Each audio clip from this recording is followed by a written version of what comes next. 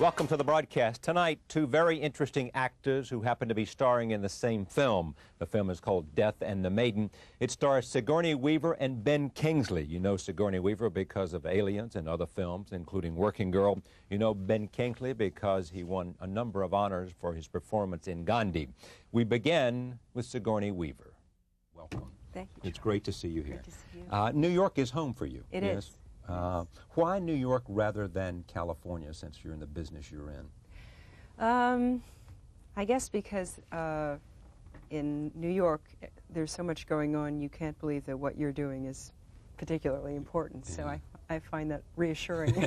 Yes, it keeps you balanced. It does. It's the reason I go home to North Carolina a lot, to make sure that I stay somehow in touch with something.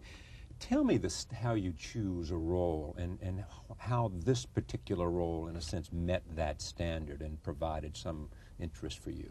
This one was a little different. Usually what I do is I just read for the story. Yeah. You know, if it's a great story, then I'm hooked. And the director, if I feel he has a very strong vision, or she, and then really the role is the least important thing. I think in this case, the big draw was the director, Roman Polanski, who I think is one of the great directors we have, an opportunity to work with him. And then I think, again, the story, the idea of playing this woman who hasn't been able to talk about what happened to her for 15 years. And I've worked with a human rights group for a number of years now, and I've met a lot of people who unfortunately have gone through something like this. And suffered torture or been in jail for political reasons. Yes, and I guess I always was looking for a way to express what I've gotten from them, what I've heard from them in my work, and so this was the perfect opportunity. Why is Polanski interesting to you as a director? Well, for one thing, he's sort of a dictator, and there aren't too many of those. I thought all directors were dictators. Well, maybe they try to be, but I think Roman is one of the few who has what it takes to be an excellent director, one that you both, fear and love. He, in the European tradition, the first thing he did was read the script aloud to us, playing all the parts, and Ben and Stu were like, but it was fascinating, especially to hear him play Paulina, because, there is he didn't sentimentalize any of the story. For those people who were sort of dreading an earnest human rights picture, this certainly is not it. And all the parts were so strong. He was interested in all of them. It was very much an idea of who's speaking the truth now. I mean, he never said this is Paulina's story or the doctor's story. He was interested in all three people in the roles they play. And the film you don't know in the end whether in fact this doctor is the person who raped your character or not. You don't know till the end. You don't know till the end. Yeah. And I assume that a director has a real challenge here. If this is a play, and how do you translate a play to film? What's hard about it? Well, I think that one of the big decisions that Roman made was not to open it up, but to keep it a very claustrophobic, almost suffocating sort of still life of malevolent, passionate feeling. Most of the action takes place inside of one house. Right, inside this little house on a sort of desolate cliff in the pouring rain. It's very Hitchcockian, and it's in a very intense night. And I'm sure, watching it, you're sort of fascinated by it, but wanting to leave at the same time. And I think that, in a way, that's Roman's forte, this sort of claustrophobic feeling of what's going to happen next. Anything can happen to one of these three people, or all of them, and what's it going to be? You said about him, he's always opening up Pandora's box. What do you mean? Try to remember. Okay, well, but tell me what he's doing. I don't want to, that's not fair to you, but in a sense of how does he get the best performance out of his It's very interesting. Players? He doesn't come with a preconceived notion of how the film should look, how the scene should look, and he's very resistant to anyone asking a question. If you come down with your script and say, "Oh, Roman, I have a question about," not a good idea. He gets very cranky when you do that. And I think the idea is that he wants you, the actors, to do the scene so he can see it live, and then if you have a question, maybe you can ask it. But he wants to see it without your thinking about it too much. He just wants to see what will happen. And then he figures out how to make the camera capture that. So he's a very, he's not an intellectual director. He wants to see if he believes it, then he'll film it that way. And so in a way, even though he's a dictator, he's taking everything you have. A lot of it is dependent on what you bring, Working with great actors like Ben Kingsley, does it make you better? Does it impact on your work? Does it draw something from you? I think definitely. I think Ben was one of the greatest actors I've ever worked with, and you get to know someone pretty well when you're tying them up and gagging them, and and taking your panties and stuffing them in his mouth. That too, and we ended the film really loving each other. It's difficult to sort of torture someone for 5 weeks without their developing a real trust. And I'm happy to say that in all that time I never hurt him or hardly touched him, in fact. But I also feel that Ben loved Roman's. He said that Roman gave him a very narrow target to go for, and that liberated him. And that was an interesting thing to hear. You know what the target was? I mean, a narrow target meaning that there were a very careful definition to the character he... I don't think it had to do with character as much as what a moment is. Roman could always tell you what it wasn't. Yeah. And he gave us tremendous flexibility within a certain range. I mean, you had real freedom. If you watch Ben's confession, hardly a confession, but no. If you watch Ben in his big speech, there's so many things going on. I mean, it's such fascinating work. And he did about 5 takes, and they were all so filled with different things. Now, you would never have known that a director had given him any specific direction on it, but I'm sure Roman did, Do you see, when you see Ben on the stage, when you're there and you're confined and and I assume you go out to dinner and all those things while you're there on location, but when you are acting, do you have to see him? I mean, you have to take yourself to a place where you see yourself as a woman who's been raped and believes this is the man that did it and has lived with all the pain and remembers the music, Death of a Maiden, of the Maiden, and remembers all of that. Do you have to look into his eyes and see that? Yes. It's obvious. All of you that's working as Paulina looks into all of Ben that's working as the doctor and sees what we need to see, yes. Yeah, he is Roberto. During the takes, yes. Yeah. Let me take a look at this. This is our first clip. It is, this is when he's being put on trial. Here it is, roll tape. Why didn't you tell me? Why didn't you ask? You knew. You're an expert, Gerardo. You've listened to hundreds of hours of testimony. They did it to all of us. Told me everything else the doctor did. You told me how he used to supervise the torture. You told me how he used to... I told you nothing. Nothing? Actually, very little. Almost nothing. All these years? All these years because you took it for granted that I knew? How could you assume that? There's a difference between knowing the facts and hearing the details. If I told you, he'd always be between us. I'd never be alone. I understand. I understand. Remember how young we were? You miss us, Gerard. Somewhere here, Paulie was still here. Look, I understand what you feel, but even if he is guilty... Even if? Do you realize what you've done? Yes, darling, absolutely. This is kidnapping. This is assault. We're gonna go to jail for 20 years. And think what that'll do to the movement. This is exactly the kind of excuse the authorities are always looking for. We've given enough to the movement. I've given enough. If you thought that you recognized him... Thought? Why didn't you tell me? You wouldn't have believed me. Even now, you don't believe me. Doesn't matter whether I believe you or not. It matters to me. It matters to me more than anything. Doesn't matter because you have no proof. That's the only thing that matters. What are you going to do with him? I told you, put him on trial. This isn't a trial. It's terrorism. Before I look at another clip here, how did you prepare for this? I mean, you have a reputation for trying to know as much as you can about. Well, it's a little daunting. Yeah. I felt a great responsibility, I must say. Through my human rights organization, I got in touch with several women who have been through this experience, and I met with all of them, and I spent a great deal of time with a couple of them, and I also met with a psychiatrist who treats torture victims.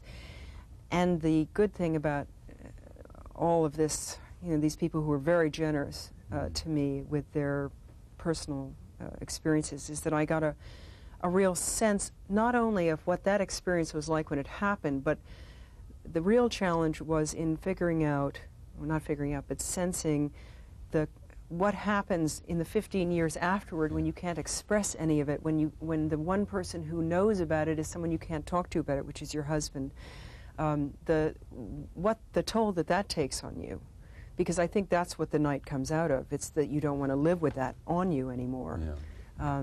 And that was, to me, the biggest challenge. And I also, happily, for me, Roman, as an actor, has worked with a coach named Jack Walter in Paris. And so I worked a lot with Jack on the preparation, so that when I walked on the set, everything that was Paulina was already there to be used. That was a big advantage. Why couldn't one tell her husband? Well, he has to want to hear it, doesn't he? Yeah. I mean, I think that's the saddest thing. Because it's almost true. I mean, go ahead. Well, the saddest thing is that after what she's been through in prison, then when she gets out, I think the only thing that's keeping her going is the idea that she saved this man that she loves and that they're going to have a life together, that they believe in the same things, and he's with another woman. Right. I think that, in a way, is more hurtful to her than what's happened in prison. And for whatever reason... He was with another woman while she was in prison. Yes, right. Exactly. And I think they just... You see, in fact, to be quite truthful, I didn't hear of any woman who's still with the man that she was with before she went into prison. It's very difficult for these relationships to survive a normal life after something like this has happened. And the whole thing is very complicated. There are even cases of where the woman has ended up marrying the man who tortured her. It's a very complicated... How do you explain that?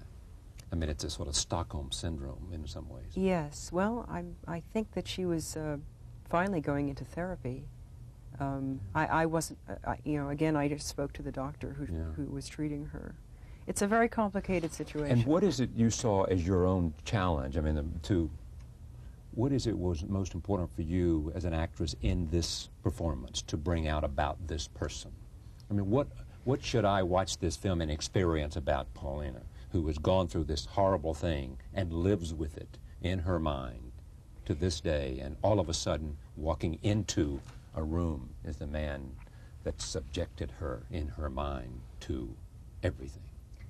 Well, I think there's a lot of horror, but I think what I feel, and I think what Roman felt, people, the way you deal with it, for instance, he mentioned one thing to me only, and he said, you know, my father was in a concentration camp. Yes. And when he and his buddies got together, when they talked about the camp, it wasn't this sort of, you know, desperate sort of, you know, earnest, emotional, straightforward thing. It was like, remember that fat guard who used to, you know, had those funny dentures. You know, they treat it roughly because it's part of your personal landscape. And it's, if you want to make jokes of it, it's yours. You get to make jokes about it. You know, other people can treat you like a broken object, but you get to treat it. It's your property, this thing that happened to you. That was, to me, the thing that I wanted. When I listened to these women talk, it was a lot of different things. And sometimes, I remember one woman, she was very matter-of-fact about the whole thing. And then one day she just mentioned that a guard had brought her underpants home to his wife to wash and bring back because he saw that her clothes were filthy, and he did this thing for her. And that made her cry, talking to me last year. So you never know. I mean, what was fascinating was that you can't predict, and I didn't want it to ever feel like a movie. I wanted literally to be Paulina out on that deck telling that story for the first time and seeing what happened. I wasn't going for anything, and Roman let me do that. You know, we weren't going for theatrics. We were just... Was it filmed in sequence, or was it filmed out of sequence, as most films are? Pretty much in sequence. You know, because of its one location, because of the... Which was wonderful. Based on a play. Ariel Dorfman wrote the screenplay in part, he and Roman together, or he and someone else? Rafael Iglesias worked very closely with Roman on the screenplay, and I think Ariel had something to do with it, too. Here is one more. Set this up for me. Well, you may not know. It's Death and the Maiden. The key word here is captive. I don't know exactly what scene this is, but take a look. Here it is. We know the storyline. Take a look. Move away from him. This is unforgivable. Hold it. Everyone be quiet. Move away from him. This is unforgivable. Hold it. It's working. We already have a statement from the good doctor. He tells us that tying a person up and preventing him from speaking for 10 minutes is unforgivable. You know what, doctor? I agree. It is unforgivable. Please, proceed with your statement. I don't know you. I've never seen you before in my life. I don't know what it is you think I've done. Obviously, she's insane. She's not responsible for what she does, but you're a lawyer. If you don't stop this right now, you're an accomplice. You're going to have to pay the price. Go. You threatening? I'm not. Yes, you were. Let me make this clear. The time for people like you making threats is over. Huh? Out there, maybe you bastards are still running things behind the scenes, but in here, I'm in charge. Understand? Me. Is that clear? I'm sorry. I didn't mean it as a threat. It's okay. He's not resisting. Hear him out. Powerful stuff. Yeah. Was it exhausting for you? Emotionally? In a good way, I think. In a good way. Good. We felt a little, I know Ben and I both felt sort of like this at the end. But what was good was that at the end of each day you would have expressed a little more. It made me envy people who'd done it on stage because they would get to kind of get rid of it every night. Now, who played the character on stage in the United States? Glenn Close. Glenn Close did, and who was Ben Kingsley on stage in America? I can't remember.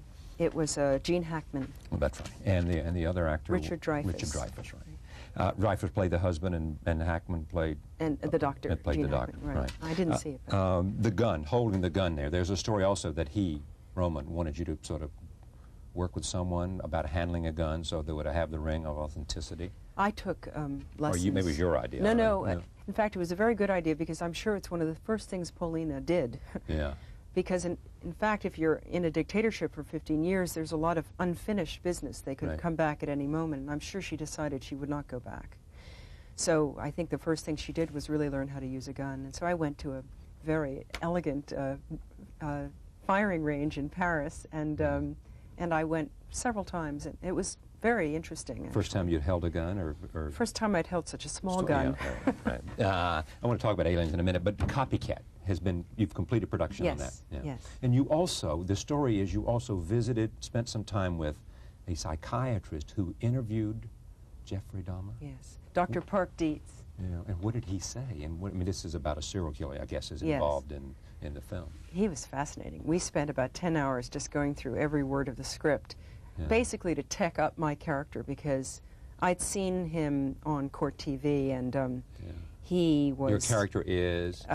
Helen Hudson, who's a forensic psychiatrist. She's had a nervous breakdown, sort of my neurotic phase, and she's an agoraphobic now, but she knows her stuff, and he taught me how to look at crime photos, how to interview criminals. I mean, I learned a great deal, not that I want his job at all, but it was fascinating research, and very helpful to all of us on the film. He also worked, in fact, with Billy McNamara, who played one of the killers. Yeah. Is it a true story that you went to Stanford, and you got a bachelor's degree there, I guess, in English or something, and then you came to Yale Drama School, and a lot of people, interesting people were there. Yes. Meryl was the class behind you. I guess Wendy may have been around some Wendy point. was in my class. Chris Durang, and a lot of other people that have made reputations for themselves, that they did not believe that you were going to have a great career. Is that...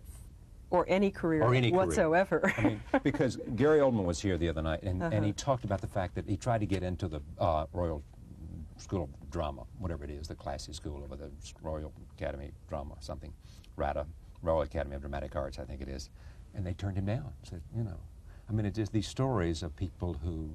So what did it do to your sense of mission and your sense of wanting to do this when someone who's watched you there after you're, say, sorry, You know, we don't they think didn't you're say gonna... sorry. They went, They just guess said, what? you don't You're not have gonna-" it, kid. Exactly. They couldn't have been more And they cruel. thought they were probably doing you a favor. Totally. You know, Totally. because you would have a very frustrating, futile life because you wanted to be in the theater and you didn't have the talent. And I was not ambitious. I just wanted to play a few roles No, in you the weren't saying, theater, I want to be a star. Exactly, You just saying, you know. yeah. That was, you know, it came out of nowhere. And the thing that was sort of harsh about it was that there were teachers in that room who I think believed in me a little bit, and no one spoke up. I mean, it was a total, I mean, that's a real dictatorship. Yeah. I think graduate school is very overrated. Yeah, law school. Yeah, well, yeah, right. You wouldn't go back to the Yale School of Drama then if you... Oh, forgot whether it was Yale or not. You wouldn't go to drama school. You'd do something else. I would not. But the good thing is that I worked with wonderful playwrights like Christopher Durang and Alberto Narado and Wendy Wasserstein, and they kept casting me both at school and in New York when I first came to New York.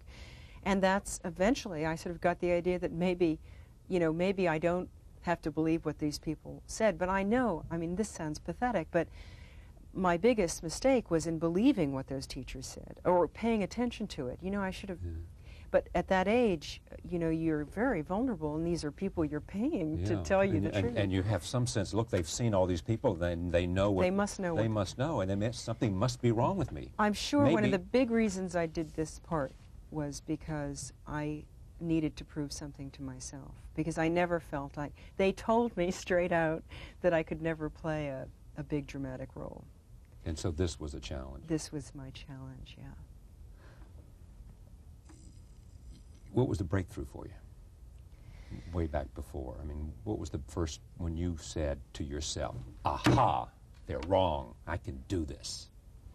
Or have you felt that yet? No, I have, thank God, or I wouldn't be sitting here.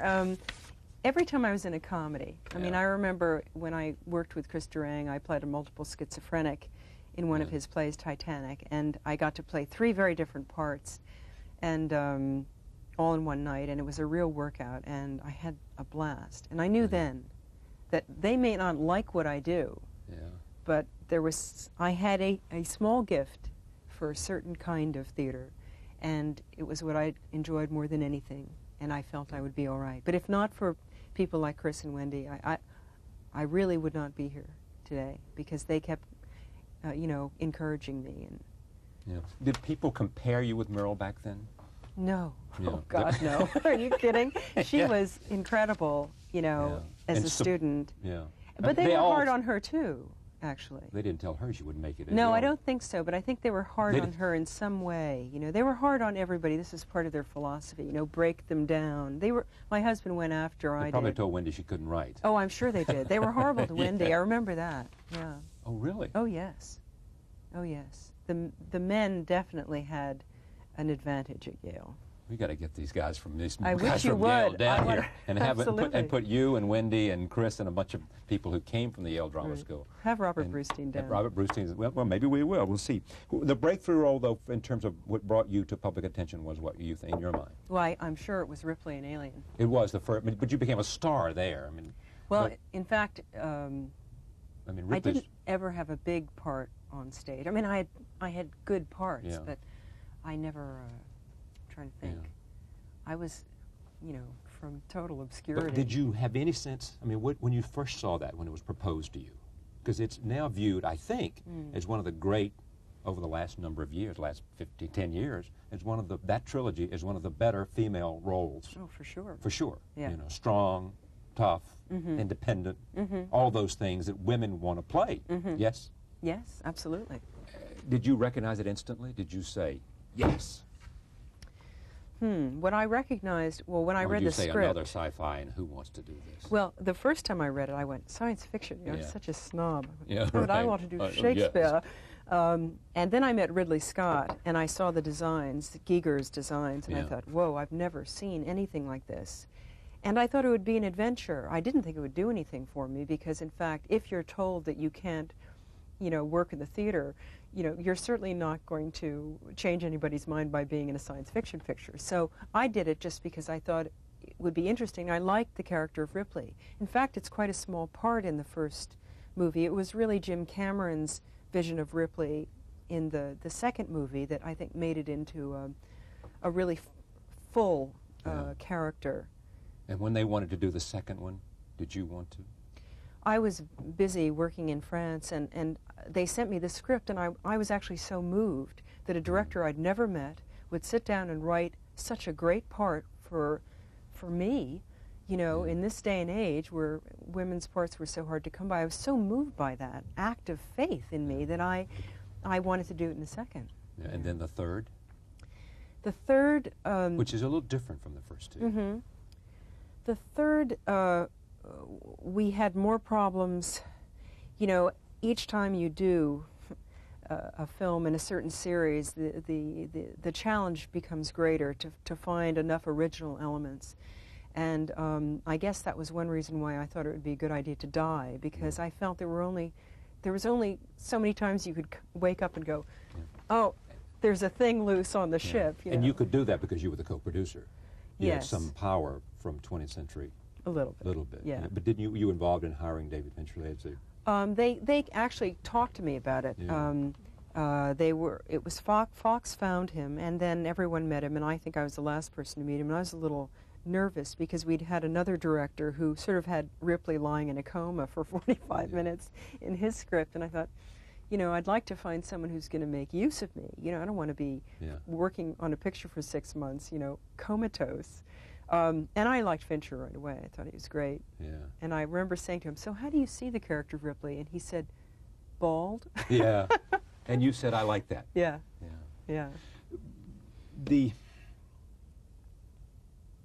The act of producing, would it be different? Would Hollywood be a very different place if we had more women in power out there? Would we see a lot of different kinds of movies that, or would women react the same way that men do, male executives, in saying, look, we're trying to make those movies that public wants to go see, and we just go by the numbers, and that's what we're doing?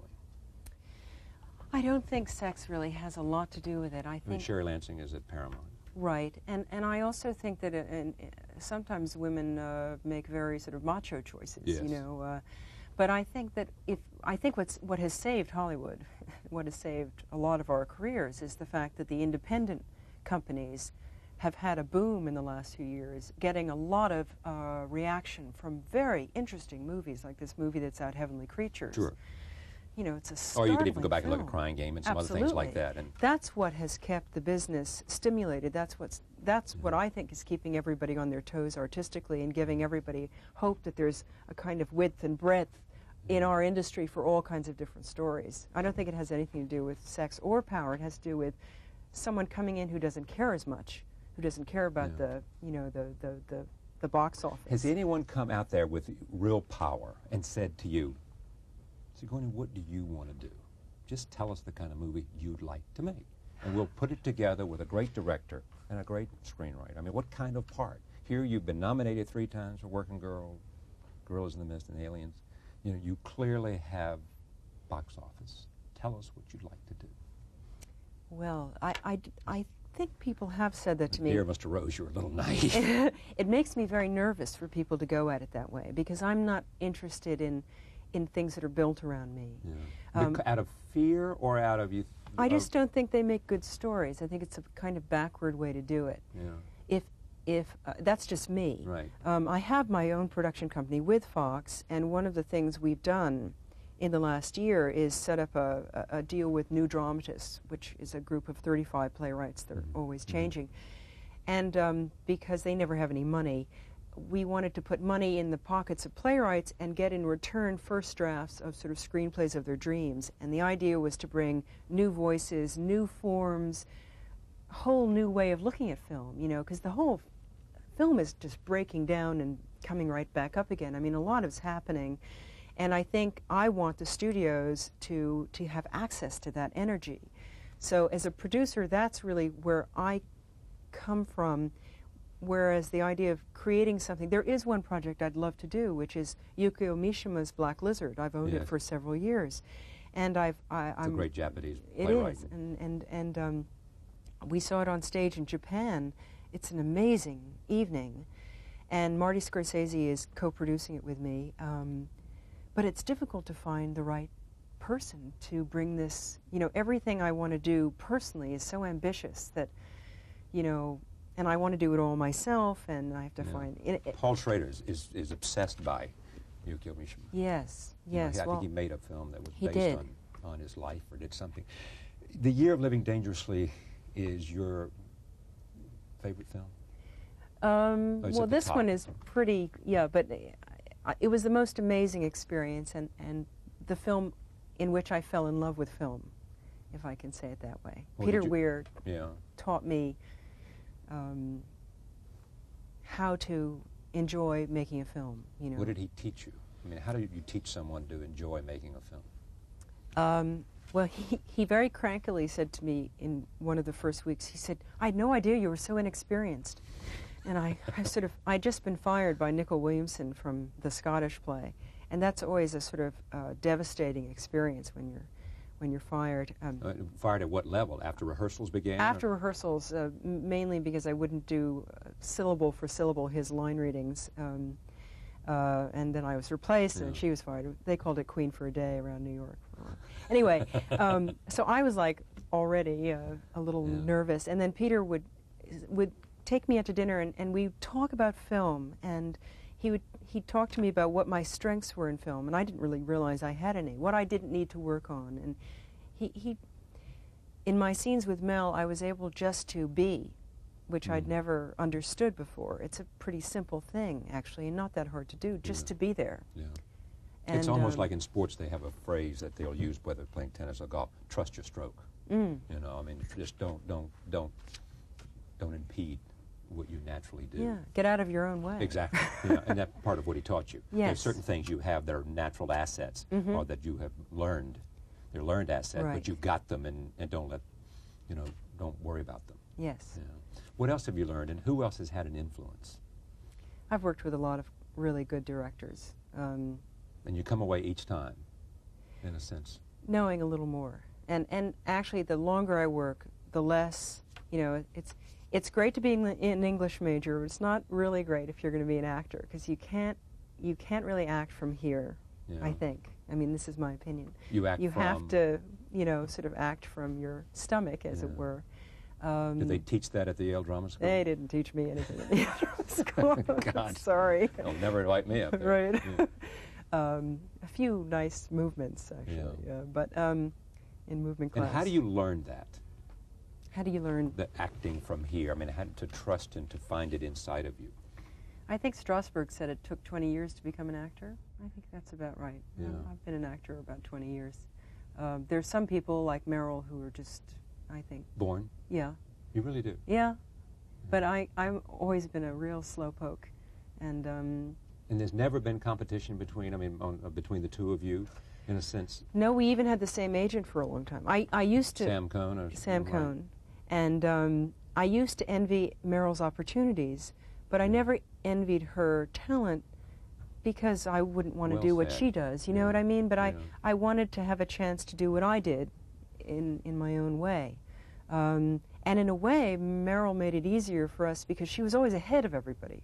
I mean, she was on the cover of Time like that. Yeah. It was like, oh, good, you know, because if Meryl didn't make it, we're all in trouble, That's right? Oh, yeah, that's interesting. Yeah. So, Did you, when you look at the kinds of things that you have done, I mean, are you now at a place where you're at all stereotyped in terms of, you know, when they think of you, they think because of Ripley, they think of a strong woman, they think of... well, in fact, I guess when I look at it, I don't feel I do play strong women. I feel I play isolated women, in a way. Women in isolation for some reason who are forced to fight. And I guess I feel that women Who are are forced strong. to depend on themselves. Yes, exactly. Diane Fossey, even the woman I played in Dave, Ellen, she's very isolated. And so because of the situation they're in, they have to be strong. No one else is going to help them. And I guess I think women are strong. I think women have to be strong because they have, you know, children to raise and decisions to make. And Did you enjoy Working Girl? oh yes, I love working with Mike. He's great. And What did he bring to you? well, it was the second time I'd worked with him, and he's just so gracious. You know, he gives you some great idea for your character, and you go up and you say, "Gosh, Mike, thanks so much. That was great." And he goes, "Casting is 90%." You know, I mean, he said that here. Yeah, he's just, 90, you know, find the right actors and you can make it work. Yeah, I mean, and the other good thing about that was we had rehearsal. We had like 2 weeks of rehearsal, and it was probably comes from the theatrical side of him. Yes, and I think that was where Melanie and Harrison, all of us, just sat down and sort of figured out where we were. I loved playing Catherine. I would think so. It was just a different kind of place to go. Yes, and she was an awful character, and I don't think I get a chance to play those awful characters very much. And it was very liberating, you know. Are there people like, if Woody Allen called, you'd be there? Well, he offered me my first part, in fact, and I'm in Annie Hall. I know, it was a small, tiny, yeah. I'm still waiting for Woody Allen to call again. I think I'm going to have to call him. If Ivan Reitman calls. Oh, in a second. In a second, you're there. In a second, yeah. I love working with the same people again. Yeah. Yeah. Because you were in Dave and you were in Ghostbusters with him. Mm-hmm. Mm-hmm. He's wonderful. When you saw the Nat, what's the film with Schwarzenegger? Junior. Junior. Yes. Yeah. I thought Emma Thompson was brilliant, wonderful. I was jealous, but I thought she was great. Yeah. Anything missing for you? I mean, you've got a wonderful daughter. You've got evidently a terrific marriage to James Simpson, who's a director. You're getting work that you like to do, like this part. You're coming off a Copycat with Holly Hunter. Anything missing? I mean, is there something inside of you that burns? Probably something burns in me to do more comedy. Yeah. There's such a crossroads, I think, constant crossroads for women who have families, which is you have all these things you'd really like to do. I'd like to make funny documentaries, for instance. Yeah. You know, it sounds weird. But with a child, your most important job is to be with that person, and to keep the world a decent place. You know, so inevitably you curb whatever creative thing you want to do, and you get involved a lot in the community, a lot with your family, and all these things are, I think, blessed things. You know. But I must say that I don't think, you know, Katharine Hepburn is right. You cannot do it all. You cannot. No. I think you can have it all at different times, but you can't do it all. At least I can't. And that may be the way it ought to be. I thank you for doing this. It's My a pleasure pleasure. to have you here. Very much. Death of the Maiden with Ben Kingsley. Guess who's coming up? Ben Kingsley. Back in a moment.